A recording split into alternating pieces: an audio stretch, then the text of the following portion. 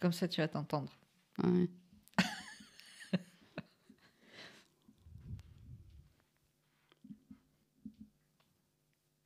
Bah, tu vois, tu l'auras sur YouTube. Tout le monde pourra le voir.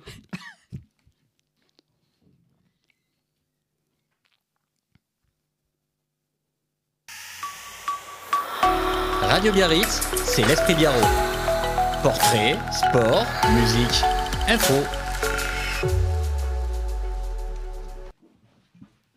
Bonjour mesdames. Bonjour Patrick. Bonjour Patrick. Ouh là là, on a l'air timide. Et qu'est-ce qui vous arrive ?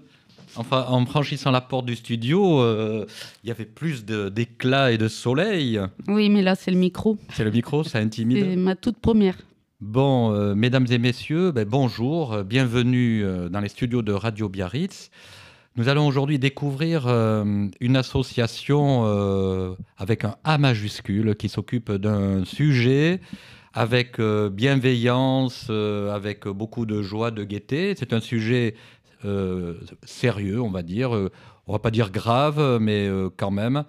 On va parler de cancer chez la femme et on va parler de l'association Les Battements d'Ailes. Mesdames, bonjour. Bonjour. Cyrielle à ma droite. Oui, Cyrielle, la fondatrice de l'association. Présidente toujours ou pas ? Non, Non. plus depuis cet été. Très bien. Et Florence. Donc adhérente de l'association. Très bien. Mesdames, merci de venir ici pour nous expliquer ce que vous faites. C'est important. Ça permet de soutenir la population, disons, dans des moments difficiles. Donc, déjà, on va apprendre à vous connaître dès le départ. On aime bien ça. Déjà, on va commencer à essayer de comprendre d'où vient cette association et comment vous avez trouvé ce nom, les Battements d'Ailes, E2LES. Joli. Tout à fait. Eh bien, cette asso, elle est née en 2021, après mon propre parcours de soins du cancer du sein, pendant le premier confinement en 2020, en mars 2020, donc ça va faire 5 ans. Et à ce moment-là, je n'ai pas trouvé d'association qui pouvait m'accompagner à traverser cette période où on était confinés et où je n'ai pu rencontrer personne. Donc j'ai cherché sur Internet des assos locales qui pouvaient m'écouter, me réconforter, me rassurer. Et je n'ai rien trouvé. Il y avait évidemment la Ligue contre le cancer, fermée comme tout le reste de la planète, mais voilà, aucune autre association locale d'accompagnement. Voilà, de proximité. Oui. Surtout vous attendiez à l'époque, je pense, on était beaucoup dans ce cas-là, un rapprochement, une écoute, Oui. quelque chose quoi, qui fait que vous de ne pas se sentir seul dans un moment, déjà dans une situation grave personnelle, et en plus une conjoncture une pandémie mondiale sociétale incroyable. Ok, donc le déclic. Voilà, du coup sur Internet j'ai trouvé plein d'autres associations en France, surtout dans les grandes villes. Et je me suis dit, mais pourquoi nous, on ne pourrait pas avoir d'associations qui proposent des activités en dehors des soins de support aussi. Les soins de support, c'est très important pendant les traitements. Mais on a beaucoup de temps quand on est en arrêt maladie. Tout le monde travaille, tout le monde est à l'école.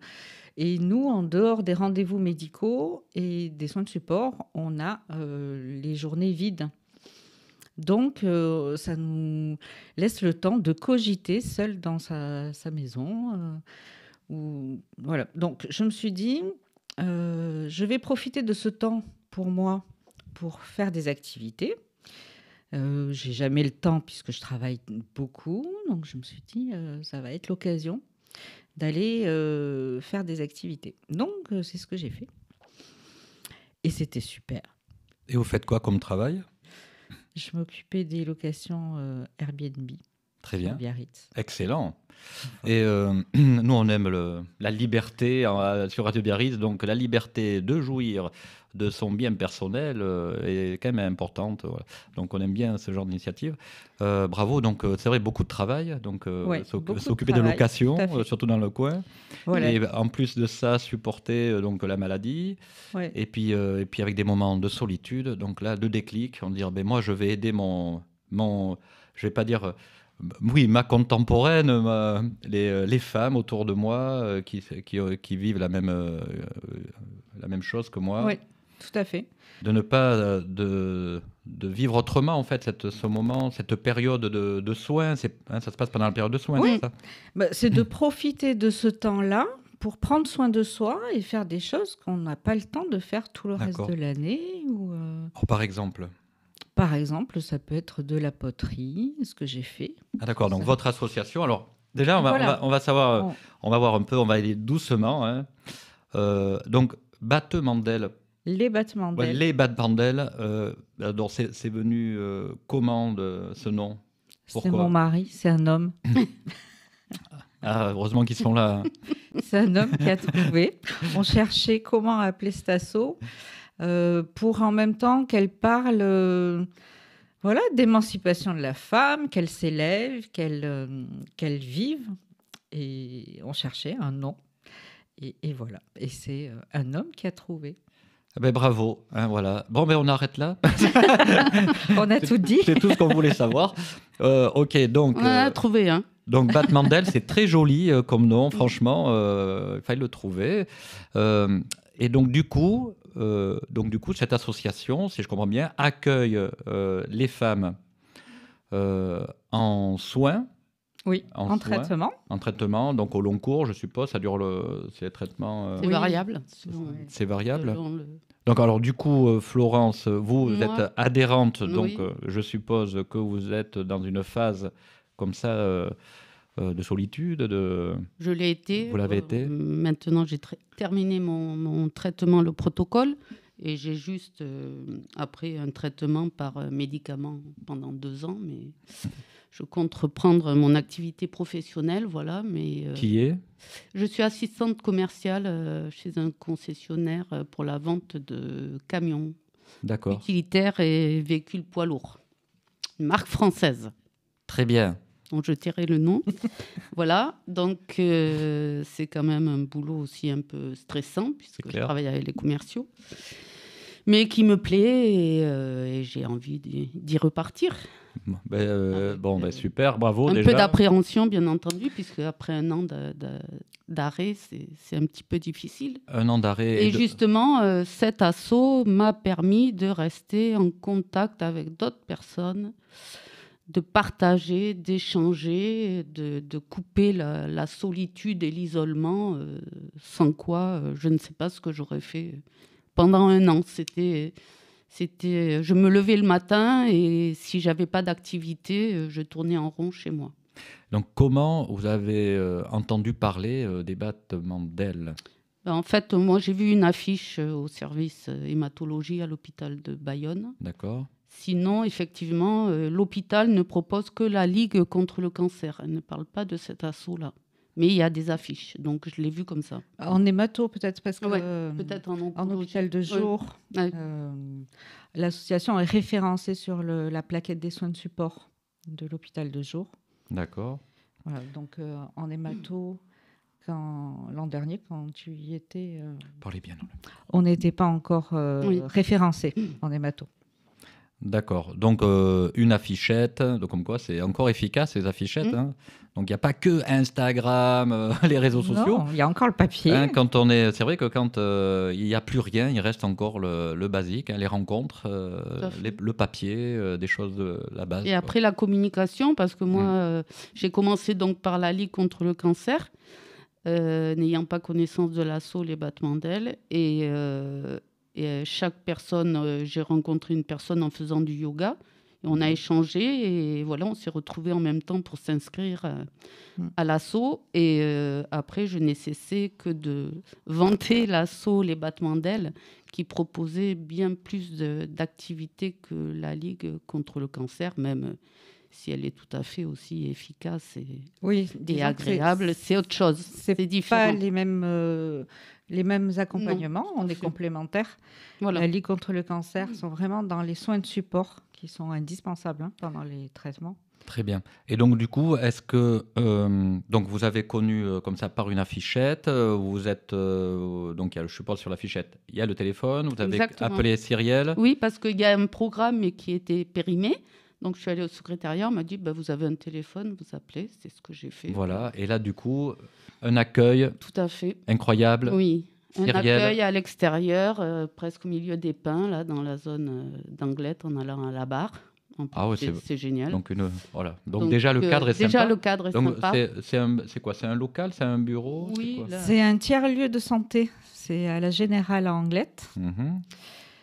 Donc, on aime bien accueillir nos adhérentes là-bas. On travaille avec eux en partenariat. Et c'est un endroit très sympa qui est derrière la forêt du Lazaret. Donc avec une super terrasse et c'est bien d'aller boire un café là et de se rencontrer. L'accueil est très agréable. D'accord. Et donc du coup, là, on peut venir comme ça ou il faut absolument appeler, prendre rendez-vous Oui, il faut appeler, prendre rendez-vous. Il faut appeler, prendre rendez-vous. Donc on affichera tout sous la vidéo, comme ça. Parce qu'il y a peut-être des gens timides aussi. Ça peut arriver parce que je suppose que c'est pas une situation facile, donc tout le monde n'ose pas aussi peut-être venir vers vous. Donc oui, comment est-ce que vous avez une démarche particulière pour justement dire aux personnes qui vivent cette situation de venir vers vous parce que ça va contribuer aux soins, à leur morale, etc. Alors déjà, il y a un premier échange téléphonique avec cette personne qui va nous appeler. Il faut qu'elle vous appelle. Ah oui. Ouais, pour se renseigner. Nous, à faire la démarche. D'accord. Et donc oui, il y a des personnes qui préfèrent rester seules ou ne pas participer, mais enfin, je pense que la majorité sont ravis. Voilà.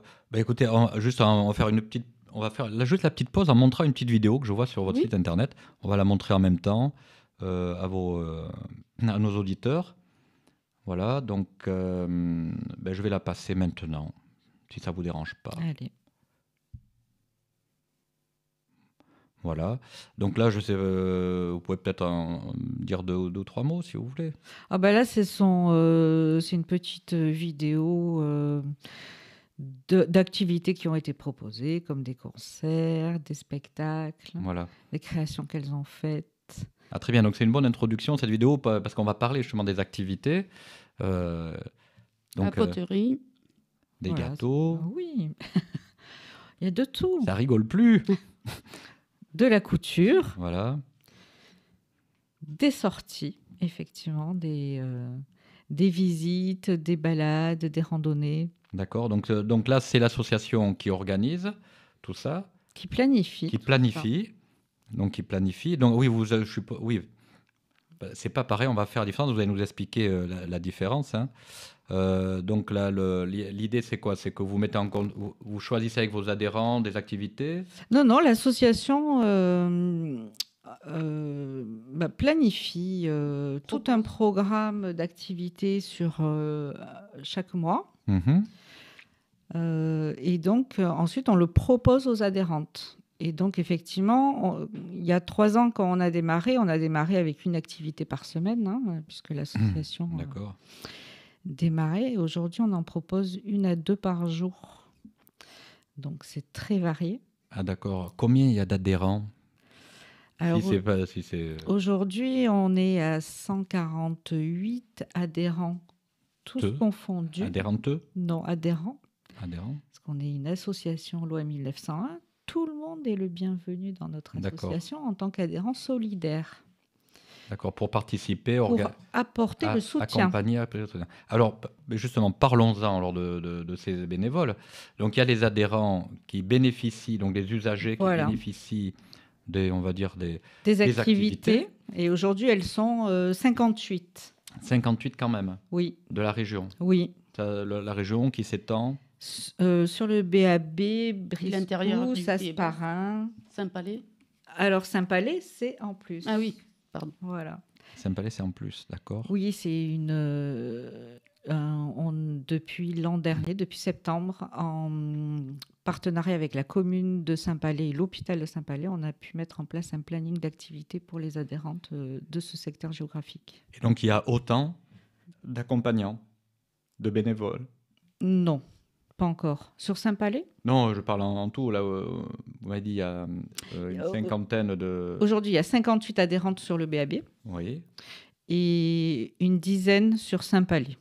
D'accord. Depuis septembre. Mais on a dit qu'on était à plus d'une centaine. Oui, ce sont des adhérents solidaires, voilà, donc, des bénévoles, la famille aussi, des adhérents. Il y en a autant que de bénévoles usagers. Oui. Ok.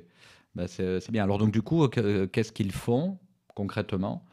C'est eux qui font la cuisine, font non, on travaille vraiment avec des professionnels pour les activités. D'accord. Ce sont tous des prestataires à qui on fait appel, parce qu'on a envie aussi d'apporter des activités de qualité. Mmh. Et puis, ce sont aussi des personnes, on propose des activités sportives adaptées. Et donc, ce sont des personnes qui ont aussi des restrictions médicamenteuses, qui ont des restrictions des médecins. Et donc, vraiment, on travaille qu'avec des professionnels qui sont formés à ce public. D'accord. Oui, donc, c'est une activité en douceur et on tient compte des éventuelles pathologies ou voilà, pour ne pas risquer. D'accord, donc ce sont des professionnels, par exemple de la cuisine, qui viennent faire la cuisine. Oui, voilà. Mais qui sont habitués à avoir un public... qui travaille avec différents publics. Avec des publics et dont des personnes en traitement. D'accord. Et donc, du coup, pareil pour les randonnées, pareil voilà, pour toutes les associations. Donc, vous avez peut-être des noms d'associations ou d'entreprises à nous dire avec qui vous travaillez? Par exemple, on a organisé avec Lilica une randonnée au Pays Basque. Après, pour les activités manuelles, beaucoup se passe au Cerf Mendy à Anglette, un lieu merveilleux. L'atelier, les filles sont hyper sympathiques. Donc, on fait beaucoup de compositions florales, des créations, après des activités à Cultura, mettre son dos. De la peinture, du dessin, des décos d'objets, selon les événements aussi. Par exemple, pour Noël, on a fait des chemins de table. Là, pour Pâques, il va y avoir la décoration qui est relative donc, aux fêtes de Pâques. De la couture qui se passe au tissu du forum, à côté d'Intersport.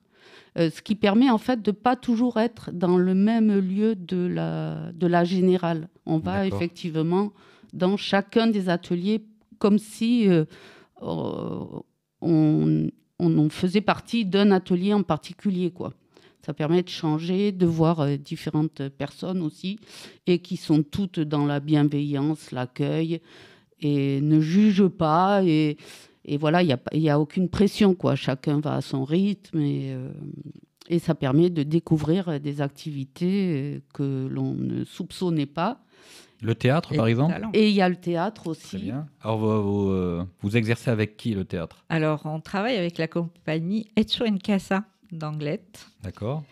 Donc, depuis 3 ans. Et ça, c'est vraiment formidable. Alors, où est-ce que vous allez pour répéter? Alors, c'est la ville de Bayonne qui nous met à disposition des locaux pour répéter. D'accord.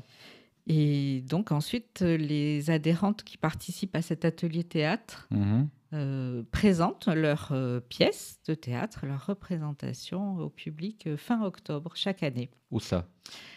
Alors, à Bayonne. Au Grand Théâtre de Bayonne? Non, pas encore, mais on y croit un jour, hein, on y croit. Non, ça s'est passé à la MVC du Polo Berry. Cette année, c'était à la MVC de Balichon, à la salle Charles-Malégary, mais aussi à Briscousse. Chaque année, Briscousse, la commune de Briscousse veut vraiment que l'association vienne se produire. Voilà. La musique? Vous faites de la musique aussi?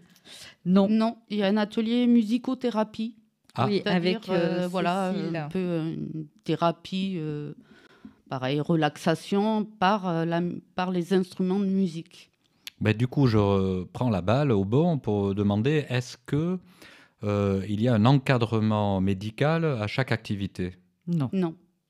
pas Non. du tout. Donc, ce sont les associations elles-mêmes qui savent accueillir et animer des ateliers Exactement. avec un public en traitement, avec Oui. des difficultés. Oui, Parce qu'il y a des difficultés, je pense, qui sont à la fois médicales, on comprend, physiques, mais aussi psychologiques, etc. Donc, du coup, est-ce qu'il y a une manière particulière de mettre en place des activités et d'animer les activités avec une population alors, malade? on a des activités, comme dit Florence, de musicothérapie. Mhm. Donc, Cécile Garcia, effectivement, travaille avec différents publics en difficulté. La compagnie Etchouan Casa aussi a des ateliers avec différents publics, que ce soit des personnes très âgées en EHPAD. Que ça soit... Ma question, c'était qu'est-ce qui fait la différence entre une association capable d'accueillir, de prendre en charge, par un terme un peu médical, de prendre en charge une population médicamentée, etc., d'une autre association? Qu'est-ce qui fait que vous allez choisir cette association par rapport à une autre, pour le théâtre, par exemple, ou la cuisine? Est-ce qu'il y a une manière de prendre en charge les... Non, c'est juste qu'elle se retrouve entre personnes en traitement, entre femmes qui... D'accord. L'association, ça peut être n'importe quelle association. Elle n'a pas besoin d'avoir une formation particulière, de prendre en charge de manière particulière les personnes. Avec qui on travaille? Oui, c'est ça Oui. c'est ça ma question. Non, mais je pense que les personnes qui interviennent, enfin les prestataires, Oui. sont déjà dans cette démarche-là. Oui. Donc souvent, soit elles l'ont connue personnellement ou D'accord. autour d'elles. Moi, je sais qu'à la Ligue contre le cancer, justement, la personne qui nous faisait pas le yoga, mais le pilate, sa sœur avait eu un cancer et elle s'est dit... Donc sensibiliser voilà, à ça. sensibiliser. Ce sont beaucoup, si on pose des questions, des personnes qui ont connu de près la maladie et qui veulent s'impliquer et qui sont vraiment formées. On fait un petit tour, on dit ce qu'on a, sans rentrer dans les détails. Et voilà, elles sont très bienveillantes, très à l'écoute. En gros, toutes les associations peuvent venir proposer vos services. Il n'y a pas besoin d'une formation particulière, un agrément particulier, etc. Non. Ça dépend. Ça dépend. Mais encore, le suspense, il est dur. Non, alors, on ne travaille pas qu'avec des associations, c'est vraiment des prestataires. Oui, ou j'ai association, mais entreprise. Mais en tout cas, dans tout ce qui est créatif, oui. Alors, il y a des activités qui ne sont pas créatives? Je reçois régulièrement des propositions d'accompagnement à travers l'hypnose, par exemple. Ou de relaxation. Voilà, ça, ce sont des activités qu'on ne propose pas au sein de l'association. D'accord. On reste vraiment dans l'activité créative. Créative, physique. Physique adaptée et culturelle. Ouais, c'est une démarche beaucoup plus saine, à mon avis, aussi, de rester concret. Voilà. OK. Et puis après, ça permet de s'évader. C'est un échappatoire, oui, voilà. C'est pas, on sort du cadre médical, quoi, justement. D'accord, voilà. Parce que l'intérêt, en fait, de l'association... Donc, à la limite, je vous coupe, à la limite, même faire du cirque. Ah, mais tout à fait. Mais oui, ça serait... de la boxe aussi. De la boxe, voilà. Donc, OK, je comprends mieux l'état d'esprit. Voilà. Voilà. Que la Ligue contre le cancer est effectivement plus basée sur l'accompagnement, en fait, des soins de support. Des soins de support. Il y a l'esthéticienne, il y a la sophrologue qui passe aussi à l'hôpital. Il y a... Mais ça, effectivement, je comprends. Ça fait ruminer aussi, quand on... l'introspection permanente, réfléchir sur soi-même. Au bout d'un moment, on a envie de se défouler. Voilà. Et en fait, le but de l'association, c'est justement... Avant d'être des patientes, ce sont des femmes. Et là, c'est leur proposer un planning d'activité en dehors des rendez-vous médicaux ou des soins de support. C'est aussi vivre normalement. Alors, ce sont des femmes, Moyenne d'âge, est-ce qu'il y a des femmes jeunes, des femmes moins jeunes? Malheureusement, de plus en plus jeunes, je dirais. D'accord, des mères de famille? Des jeunes mamans. Des jeunes mamans. Donc il y a les enfants, ça se passe comment? On organise occasionnellement des activités avec les enfants. On en a eu à une période. Après, ces mamans ont repris le cours de leur vie et c'est très très bien. Donc elles ont quitté l'association. On a eu une période sans enfants et puis là à nouveau, malheureusement, on a des jeunes mamans qui sont arrivées. Donc vous nous dites qu'il y en a de plus en plus de jeunes malheureusement. Est-ce que vous voyez une évolution et depuis quand et combien? Enfin, en fait, je dis ça parce que je vois à l'hôpital et je trouve qu'il y a beaucoup de jeunes gens qui viennent donc en soins. Après, je ne peux pas dire... Cyrielle, par exemple, ou qui avait de l'expérience? Alors, au sein de l'association, on a eu pas mal de jeunes femmes de moins de 40 ans. Depuis quand? Depuis 3 ans. Depuis 3 ans? Oui. Et on a aussi des doyennes qui ont 80 ans. Donc vous voyez une évolution quand même depuis 3 ans, parce que l'association date de... décembre donc c'est pareil. 2021. Donc depuis le départ, il y a toujours eu dès le départ des jeunes? Non, on a eu une moyenne à 50 ans. D'accord. Et petit à petit, on a eu des jeunes Mais c'est-à-dire qui sont arrivés. Pardon. Tant que, je veux dire, enfin comme moi qui est un peu plus que la trentaine, légèrement plus. J'ai plus d'enfants en charge. Avec le maquillage, ça se voit pas. Voilà, je suis totalement libre de m'inscrire à n'importe quel atelier en fonction de mon protocole de soins, ce qui n'est pas la même chose pour une jeune maman, voilà, qui, comme elle est à la maison, veut aussi un peu profiter de ses enfants, par exemple, les attendre à la sortie de l'école, et donc elle est beaucoup moins libre. Donc c'est moins facile, c'est peut-être pour ça aussi qu'elle ne participe pas réellement aux activités. Donc là, on a bien fait le tour, il me semble. Moi, dans les activités, il y a quelque chose de particulier à nous dire? Moi, j'avais envie de dire que par rapport aux activités qu'on propose en dehors d'un lieu, d'un local dédié, l'intérêt justement de devoir se déplacer chez les prestataires, ça a un réel but aussi thérapeutique de lien social avec le monde extérieur. Très bien. Alors là, c'est marrant, parce qu'à chaque fois, vous m'envoyez la balle, parce que la suite, c'était est-ce que vous avez un retour justement sur l'efficacité, en tout cas, de votre travail, c'est une association? Est-ce qu'il y a un retour médical? Exemple, les médecins qui suivent les patients vous disent c'est formidable depuis qu'elle est chez vous, il y a une rémission, ça se passe très bien. Est-ce que vous avez un retour comme ça, des indicateurs? Et lesquels? Oui, on a créé depuis la fin d'année aussi un conseil scientifique au sein de notre association. D'accord. Avec des chirurgiens, oncologues, infirmières libérales, médecins généralistes. Donc ils se réunissent régulièrement? 2 fois par an. Et ça permet d'échanger aussi entre professionnels, entre l'oncologue et l'infirmière libérale, qui vont pas voir la patiente au même moment et dans les mêmes conditions. D'accord. Et ça permet ces échanges-là.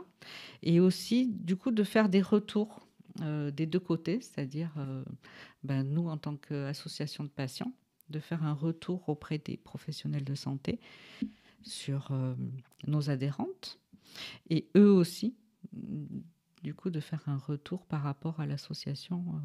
D'accord. Donc, vous avez un retour positif du corps médical. Oui. Un comité scientifique donc, qui prend au sérieux votre travail et qui l'intègre. Est-ce que votre travail fait partie d'un parcours de soins, du coup, proposé ou pas par l'hôpital? Alors, parcours de soins, c'est un bien grand mot. On en parle beaucoup de ça. On est sur Biarritz. Oui. Parcours de soins, c'est un bien grand mot, mais en tout cas complémentaire à tout ce qui est proposé dans le parcours de soins, oui. D'accord. Ok. Et donc, vous êtes ravi des résultats Oui, et de ce que est devenu votre petit bébé depuis 3 ans. oui, tout à fait. Donc vous êtes du coup présidente honoraire ou vous êtes Non, vous avez une fonction opérationnelle maintenant ou pas? Ouais, je suis déléguée depuis janvier de D'accord. cette année parce qu'on a développé, comme je le disais tout à l'heure, un planning d'activité sur Saint-Palais, Mhm. donc en partenariat avec la commune et l'hôpital de Saint-Palais. D'accord. Parce que les patientes qui sont sur ce secteur géographique en zone rurale, on estimait qu'elles méritaient aussi d'avoir un accompagnement comme on le propose ici sur la côte. Parce qu'une patiente, elle ne va pas faire 1 heure de route pour faire 2 heures d'activité et 1 heure de route au retour. Donc, on avait vraiment, ça nous tenait à cœur de pouvoir proposer. Et donc, il y a quand même une dizaine de patientes depuis septembre, ouais, à Saint-Palais qui participent régulièrement aux activités. Et là, on va mettre en place aussi un petit planning pour démarrer d'activités sur Cambo-les-Bains. D'accord. En partenariat avec les thermes, qui nous mettent à disposition une salle. Donc à Saint-Palais, excusez-moi, je reviens à Saint-Palais, c'est en partenariat avec un établissement? Alors, une association locale qui se trouve au-dessus de la mairie de Saint-Palais nous met à disposition une salle pour les activités. Et ensuite, on travaille avec la maison Sport Santé de Saint-Palais. D'accord. Chez Nicolas Paris, et avec Céline Mirail de Mila Coloré, qui est très connue à Saint-Palais pour avoir notamment décoré le service palliatif de l'hôpital. Très bien. Donc à Cambo, du coup, voilà. Les termes. On est une asso nomade. On va rencontrer les patientes et on va leur proposer les activités. Très bien. Donc vous l'incarnez bien. Je ne sais pas si nos auditeurs s'en sont rendus compte, mais dès que ces dames sont rentrées dans le studio, ça a pétillé tout de suite. Donc le soleil est revenu. Après 4 cafés, on a pu démarrer quand même l'émission. Est-ce que vous auriez un petit mot peut-être à dire à nos auditeurs? Un dernier mot pour, je ne vais pas leur dire pour venir nombreuses chez vous, mais peut-être pour venir vous aider, pour venir proposer des activités. Ça, c'est Cyrielle qui peut en parler. Par contre, moi, je voulais rebondir. Une activité dont on n'a pas parlé, c'est la Gua Sofro, qui est faite par Marie Hurter, qui est sur Biarritz. Et donc, on est immergé dans des piscines très chaudes, soit dans des piscines de kiné. Et pendant 1 heure, on est en immersion totale.